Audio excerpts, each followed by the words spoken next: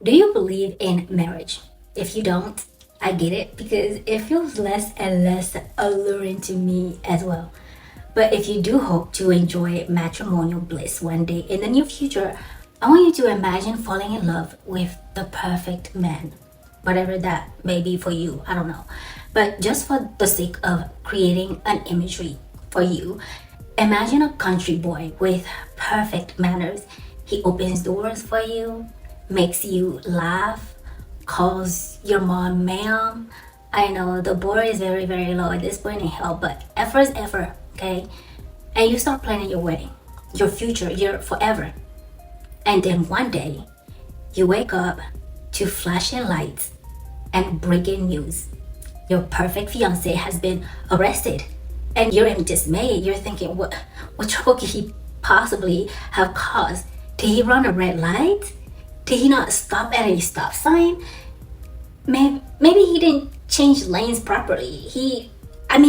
This is a lot of drama for all of those offenses, but you can't think of anything else that he could do. Never in your wildest dream would you think that he was being arrested for murder of multiple women in multiple hotel rooms, all booked through Craigslist. Is Craigslist still even a thing? I'm very sheltered, so I don't know these things, but Craigslist has been around for years now. I think way before Etsy, right? Leave it in the comments if you know. I feel like it's before Etsy, but Phillip Markoff's crime changed everything. And to anyone who knew him, or at least thought they knew him, they're left feeling flabbergasted. The air knocked out of them.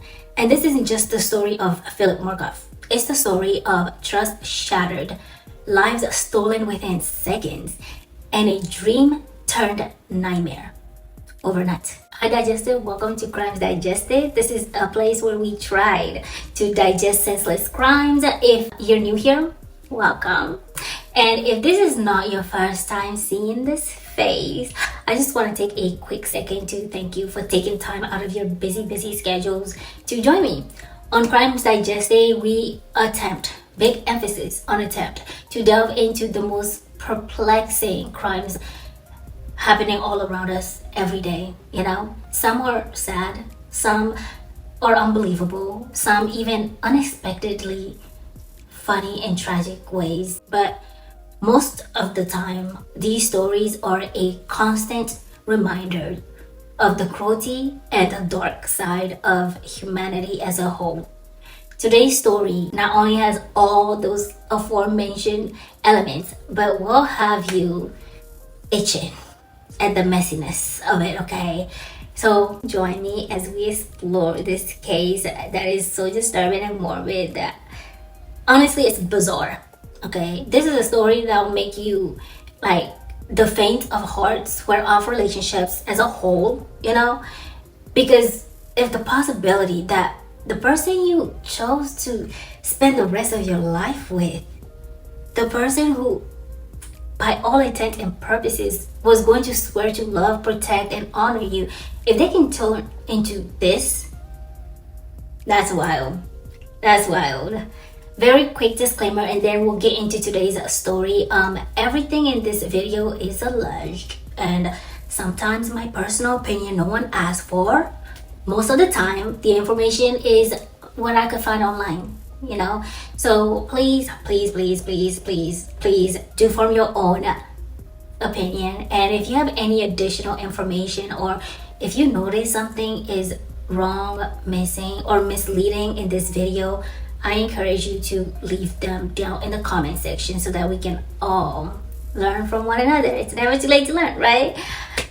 But as always, let's try to be respectful to one another down in the comment section, so that we can foster a safe space for everyone to share their thoughts, opinions, whatever else they wish. And with that said, let's jump into the story. Let me take you back to 2009. It feels like forever, but it's not.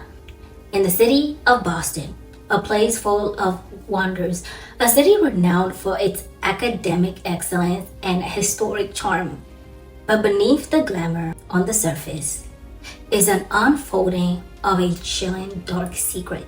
Now, let me introduce you to the all-American boy, Phillip Haynes Markoff. Okay, the amount of time I accidentally actually read that last name as Markoff is not even cute. I don't know why. My brain just wouldn't cooperate for the longest time. On a chilly day of February 12, 1986 in Sherrill, New York, Phillip Haynes Markoff was born to Susan Haynes and Richard Markoff, who was a dentist, and it seems like they had a pretty good life. He seemed to be a good person. I mean, reading about him, I wouldn't mind him cleaning my teeth if I didn't know what I know about him now. Because after knowing his son's secret story, I don't want that family anywhere near me. I don't want to be anywhere in the same vicinity as them, okay? Phillip was kind of on a path for a bright future. During his years at Verona Sherrill High School, he was a member of the National Honor Society. A smart guy, right? He was part of the history club, the youth court, and he participated in bowling and golf team. He's well-rounded. 2017 comes around and he graduates from college, gets a degree in biology, and was accepted into Boston University School of Medicine. I know, right? 2 years prior to that, in 2005, Markoff meets Megan McAllister while volunteering at an emergency room, and the two hit it off, okay? They immediately were like, I want you. They became engaged. That sounds wrong. So aggressive. So they get engaged in 2008 and were planning a wedding for August 14, 2009. This man went from dissecting cadavers to planning a wedding within a matter of months. He was a busy man, but he was about to get even more busy. Because on April 10th of 2009, a 29-year-old escort by the name Trisha Leffler was bound with a plastic zip tie and robbed at gunpoint in her hotel room at the Westin Copley Place Hotel in Boston. That's a mouthful. Her assailant stole $800 before running off into the sunset. And 4 days later, on the 14th, 25-year-old masseuse Julissa Brisman's body was discovered at the Copley Marriott Hotel. She had been beaten and shot 3 times at close range. 2 days after the second attack, on April 16, an exotic dancer named Cynthia Melton was a victim of an attempted robbery at a Holiday Inn Express in Warwick, Rhode Island. The attacks were becoming, I guess, more frequent, and things were escalating, and very quickly. But fortunately, she survived because the suspect fled when her husband entered the hotel room. I guess she took him to work. Any second later, and her cold body would have been the only thing found. 3 incidents in less than a week, all involving women offering services via Craigslist, and they all had a common thread. They describe a tall, clean-cut man who they thought looked out of place. Investigators traced the emails used to contact the victim, the women, on Craigslist, but they were all leading to a disposable account. They weren't getting anywhere. But that is until a subpoena was issued and there was a lead to follow. Finally, investigators discovered an IP address linking the Craigslist account to Markoff's residence. And the surveillance footage from the hotels matched Markoff's appearance. I think it's really hard to commit a crime these days because with all of these CCTVs, anonymity is an illusion. Every single click, every message leaves a footprint. And Phillip left a trail of breadcrumbs for the police. On April 20 of 2009, just 10 days after his first offense, Phillip gets arrested while on a trip to Waxwood Casino in Connecticut with his fiancée. The romantic getaway turned sour and became the worst day, I'm sure, of Megan's life. The police did a search of the couple's apartment where they found a semi-automatic handgun like hidden in a hollowed out medical textbook. He literally had a makeshift safe hidden from his fiancée, the woman he was planning to settle down with and start a family with. Can you even imagine the thoughts that are going through her mind in that moment? And sure, you can say owning a gun is not a crime, you know, a lot of people own guns, but the police also discovered wrist restraints, duct tapes, and women's underwear. I mean, be so freaking real. This was a slam dunk case, okay? He took trophies. There was no question about the fact that he was a perpetrator. Phillip was charged with first-degree murder, armed robbery, and kidnapping. And of course, he pleaded not guilty. Go figure, right? Rhode Island authorities issued a warrant for the April 16th incident. You know, the one where he failed to end Cynthia Melton's life. Thank God. Phillip Markoff was held without bail and was deemed to be too poor to pay his bail. He was relying on student loans to cover living expenses, and I guess that explains why he was stealing his victims' money. He seems like someone who wasn't lacking much, especially not financially, but I guess he was really struggling to stay afloat, okay? Don't judge a book by its cover. Obviously, that doesn't mean what he did was right, you know? I'm just pointing this out because I definitely wondered why the hell was he taking money? And then I figured, okay, maybe it was a power play and also his trophy, but no, his seemingly perfect life was thrown away in a matter of a week. A promising medical student is now facing a future behind bars, and he had no one to blame but himself. With all good relationships, we would all like to think that if we were faced with a challenge in a position like this, we will be supportive of our partners and walk through the trenches hands in hand, the thick and thin, you know. After all, the goal is to go through the good and the bad till death do us part, right? Megan McAllister was no different from us. She was a devoted fiancée who refused to let anything tear her relationship apart. Initially, of course. She stood by her man, okay? She said, that's my man and I'm sticking by him, okay? My man, my man, my man. She believed in him and knows that he was not the monster everyone is calling him out to be. She went as far as to describe him to be this beautiful inside and out person. Most people were confused trying to figure out who she was talking about. It was a case of, are we looking at the same man? Because which inside? Maybe outside, but which inside? But then again, this was all in the beginning of his disagreement, because she later called off their engagement and ceased all contact. She went from meeting wedding planners to grappling with betrayal. Megan's world was practically turned upside down. Now, if you thought that was the worst of it, think again, okay?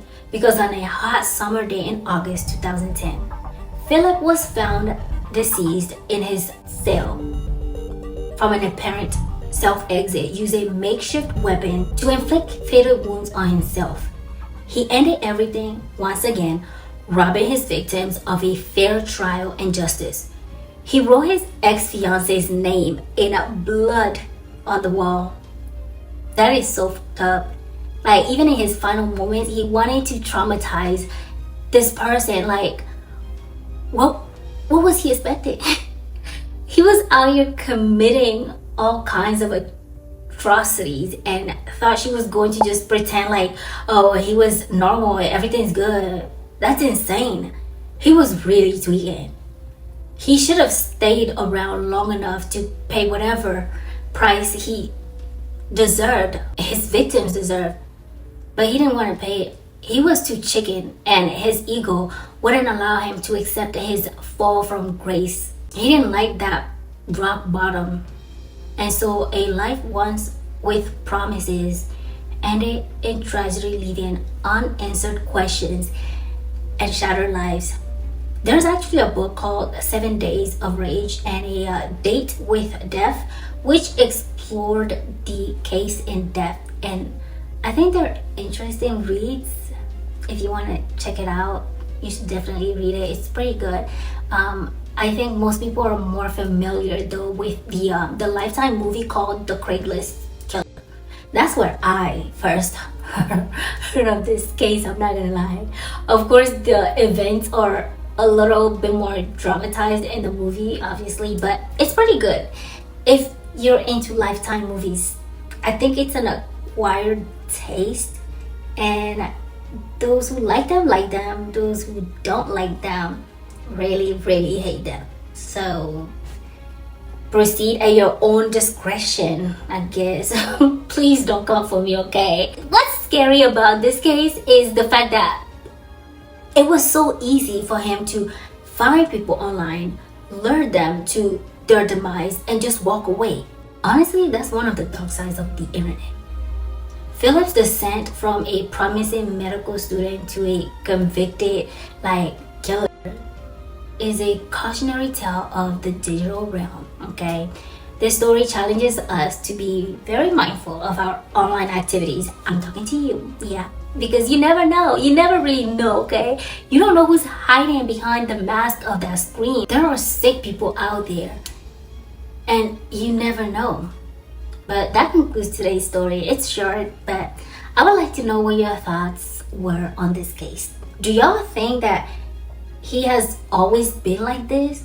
Or do you think something happened to trigger him? What do you think about his intention behind the final message that he wrote in blood? That's wild. Do you think he even regrets his actions? Please leave your thoughts in the comments. I would love to read your theories because I'll be bored, okay? So don't be shy. And thank you for joining me on this dive into the case of the Craigslist killer and the devastation that he left behind even in his final moments. Oh my god, this man is crazy. But don't forget to subscribe though. Subscribe, hit the like if you want to come see me again. Once again, thank you so much for joining me. I appreciate you guys so much, more than you could even imagine, okay? Remember to always stay smart though. Always stay curious and don't believe everything you see, because almost all of us wear some sort of mask at one point or another, and you never know when you might run into someone with a mask that is so perfect you can tell what's real and what's not. Anyways, that's my soapbox. But yeah, be careful, okay? Be careful. If you talk to someone online, maybe go with other people just to be safe. Nobody knows, okay? This is the world that we're living in these days. So with that said, I hope you all have a fantastic, beautiful, amazing day. And I will see you in the next video. Until then, take care. Bye.